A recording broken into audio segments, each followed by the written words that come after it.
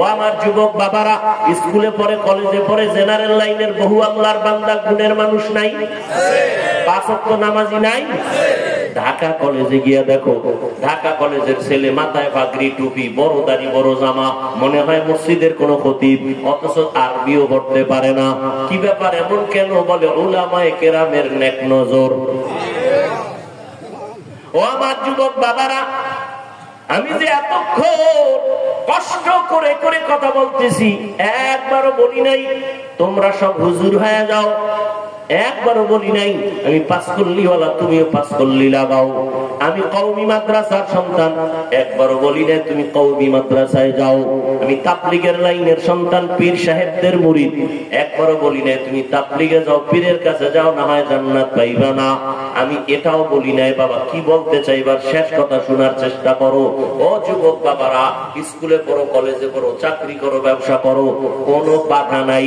আমি তোমাকে একবারও বলবো না হুজুর হও, কারণ হুজুর হইও না আমি বলবো, তোমার হুজুর হওয়ার দরকার নাই। আমার দেশে এই পরিমাণ হুজুর, হুজুরের আর অভাব নাই। আমার দেশে অভাব, আদর্শ ডাক্তার নাই, আদর্শবান ইঞ্জিনিয়ার নাই, আদর্শবান এমপি নাই, আদর্শবান চেয়ারম্যান নাই, আদর্শবান এসপি নাই, আদর্শবান ডিসি নাই, আদর্শবান কলামিস্ট নাই, আদর্শবান সাংবাদিক নাই। তুমি স্কুল কলেজে লেখাপড়া কইরা আদর্শবান ডাক্তার হও, আদর্শবান ইঞ্জিনিয়ার হও, আদর্শবান ডিসিএসপি হও, আদর্শবান মানুষ হও, তবে দাবি আমার একটা, বেয়াদব হইও না। খবরদার বলবা হাফিজ ভাই বেয়াদব হব না, তার ব্যাখ্যা কি? তিন জায়গায় বেয়াদবি, জীবন গেল করবা না, কল্লা যদি কেউ কেটেও ফেলে, তিনটা জায়গায় বেয়াদবি করবা না, তো জীবন শেষ। এক নম্বরে মা বাবার সাথে বেয়াদবি করবা না, দুই শিক্ষকের সাথে বেয়াদবি করবা না, তিন ওলামায়ে কেরাম মুরব্বীদের সাথে বেয়াদবি করবা না। কারণ মা বাবার বদদোয়া যদি লেগে যায়, জীবন শেষ। মরবি না, জ্বলতে জ্বলতে বিছানায় শেষ হয়ে যায়। দুষ্টরা তাড়াতাড়ি মরবে না তো, ফের অন্য মরছে না অনেক দেরি, মইরেও শান্তি নেই, এখনো ঘুরে ভিতরে যায় নাই। দুষ্ট মরবে পরে, ও জ্বালাইছে সব ফিরে, এবার নিজে জ্বলবে। ভালো করে মনে রাখো যুবক বাবারা, শিক্ষকের বদদোয়া যদি লেগে যায় কপাল পড়ে যাবে। আলেম ওলামার কষ্ট বদদোয়া যদি লেগে যায় তোমার জীবন নষ্ট। তবে এই কথাও মনে রাখো, কোন মা বাবা জীবনে সন্তানের জন্য বদদোয়া করে না, কোন শিক্ষক ছাত্রের জন্য বদদোয়া করে না, কোন আলেম উম্মতের জন্য বদদোয়া করে না। তবে তোমার আচরণে মাঝে মাঝে কষ্ট আসে। মা বাবা যদি তোমার আচরণে কষ্ট পায়, বলে আহ তোর জীবন শেষ। শিক্ষক যদি তোর আচরণে কষ্ট পায়, একটা নিঃশ্বাস ছাড়ে, তোর কপাল শেষ। আলেম ওলামা যদি কষ্ট পায়, একটা নিঃশ্বাস ফেলে, তোমার কপাল শেষ। এই জন্য বলছি রে যুবক, তুমি স্কুলে পড়ো, কলেজে পড়ো, চাকরি করো, ব্যবসা করো, মা বাবারে কষ্ট দিও না, শিক্ষকের সাথে বেয়াদবি করিও না। রাস্তায় চলি তো 12 মাস কুত্তার মতো দৌড়াই, মুসলমানের পায়ে ধরে ধরে বুঝাই। অনেক পাগল দেখছি, ল্যাংটা পাগল, ইংলিশে কথা বলে। যুবকরা দেখছো পাগল হয়ে কি ইংরেজি শিখছে? ভালো একটা ছাত্র ছিল, বেয়াদবি করার কারণে পাগল হয়ে গেছে। মাঝে মাঝে বহু পাগল দেখে আরবিতে কথা বল। মাদ্রাসার ভালো ছাত্র ছিল, বেয়াদবি করার কারণে রাস্তার পাগল হয়ে গেছে। পাগল হইতে কি লাগে? ব্রেনের একটা তার ছিঁড়ে গেলে তো শেষ শেষ। এজন্য বেয়াদবি করা যাবে না। মা বাবার দোয়া ছাড়া জীবন সফল হবে না রে বাবা, আল্লাহর কসম। আমি হাফিজুর রহমানের চেয়ারে বৈশা বয়ান করি, আমার মা বাবার চোখের পানি আর দোয়া ছাড়া সম্ভব না। তবে আমার মা বাবা দোয়া করছেন, কান্না করছেন, তবে আমারে আব্বা আম্মা বয়ান শিখায় নাই। আমি যে দস্তকাত দিইটা আমার আব্বা আম্মা শিখায় নাই। আমারে বয়ান হাতে ধরে ধরে শিখাইছেন আমার শিক্ষক। ঠিক নি? ওই শিক্ষকের অবদান আছে না নাই?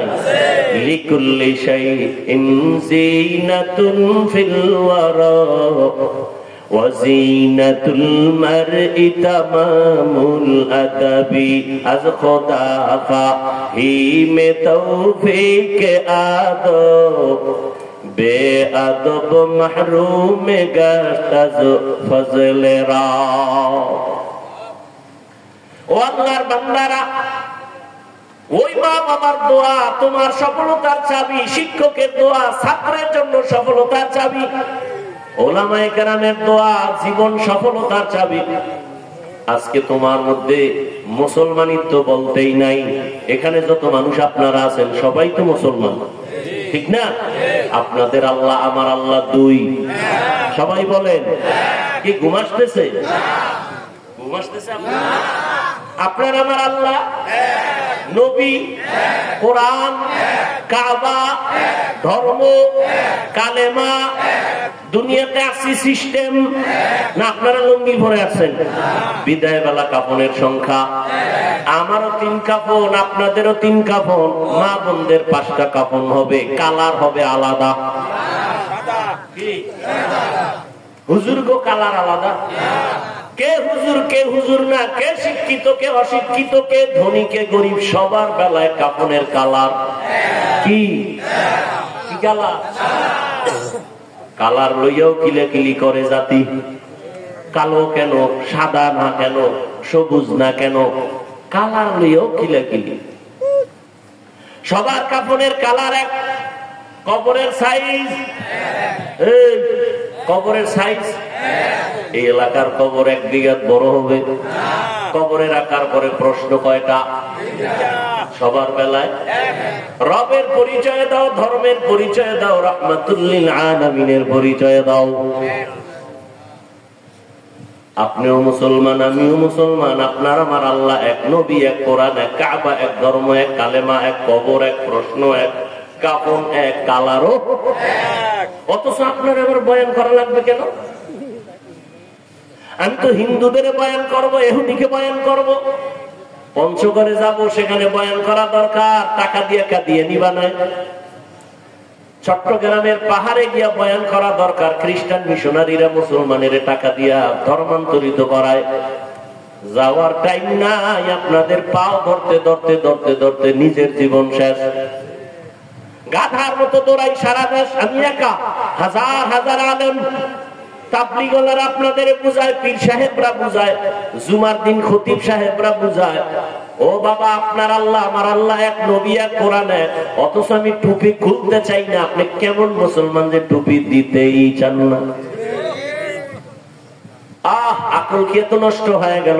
আমি দাড়ি কাটলে লজ্জা পাই, আপনি কেমন মুসলমান যে দাড়ি রাখতে গেলে লজ্জা পান? আমি মসজিদে না ঢুকলে লজ্জা লাগে, আপনি কেমন মুসলমান যে মসজিদে ঢুকতে গেলে লজ্জা লাগে? আমি পর্দা না করলে লজ্জা লাগে, আর আপনি কেমন মুসলমান যে পর্দা করতে গেলে লজ্জা লাগে? আজকে পর্দার বয়ান করলে বিরোধিতা করবে বিধর্মীরা, কিন্তু মুসলমান তারা একা, হুজুর এই বয়ান দরকার নাই। ইসলাম কি হিন্দুরা ধ্বংস করছে? বাংলাদেশে কোন হিন্দু ইসলামের বিরুদ্ধে কইছে মাদ্রাসায় আগুন লাগাও? মুনাফিক মুসলমানরাই যথেষ্ট।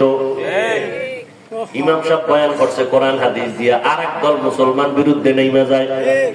ইমামের পিছনে নামাজ পড়ে চায়ের দোকানে যায়, আবার ইমামের বিরোধিতা করে, ঠিক নেই? আল্লাহর আইন আল্লাহ,